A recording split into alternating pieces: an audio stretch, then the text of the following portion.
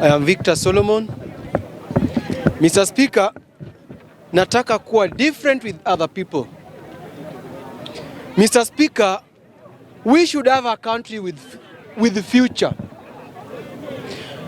And fellow Kenyans, people with like minds will agree with me that we shouldn't be having a country with no future. A country where people who should be on their retirement beds are being recycled to lead. A country with educated people, educated youths. Fellow Kenyans, we should wake up, and for me, I will stand for the truth and I will fear nobody, whether you like it or not, because you don't feed me. We, the youths of this country, we are not happy. The common man of this nation is not happy. But why? Because people who have held public offices, and we've witnessed bad governance from these very people, are being recycled. For what reason? That's the big question. For what reason? Why just these old people? This is not a time we should be talking about political parties. This is a time we should be talking of development, not political parties and political alignment, or even a political coalition. Why don't we wake up from this slumber we started sleeping in 1963? As a youth of this nation, even here in Bunge la Mwananchi Jacaranda, even if we decide that we want one of us to be nominated as an MP, that's what we should be bargaining of, not clapping for old fools who have done nothing.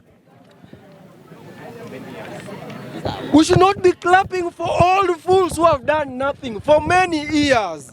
We want us to be recognized as people. And we should make it known that government in Bunge la Mwananchi Jacaranda, we have elites. We should not come here to make comedy. We should tell the government that we have educated people who deserve these positions. Can you clap your hand? The issue of clapping for these old people and worshipping them, for them to give us 20,000, 10,000, that won't help us. It will come and go. Think about if you are given time on a round table to talk about what you want. Will you say 100,000? For how long will that feed you? We want jobs for youths. Just yesterday I said it here and I will repeat it, that only one person, Opio and I, was given that position on merit. But the question is, why was he removed from his position? Think about the amount of money which will be used to hold an election in his constituency. These recycled leaders with criminal records, Mbadi, and the rest. And here you come talk about political coalition, yet we still have 3 years to 2027. Are we fools? Or don't we think about ourselves? And majority of us here clapping for these old fools are youths. Why can't we think about ourselves? That's my question. For how long will we clap our hands? Mr. Speaker, I want to conclude by saying this. And to the government, William Ruto, anybody will stand by my side, and those who like the truth will agree with me, that in the government there is no youth face.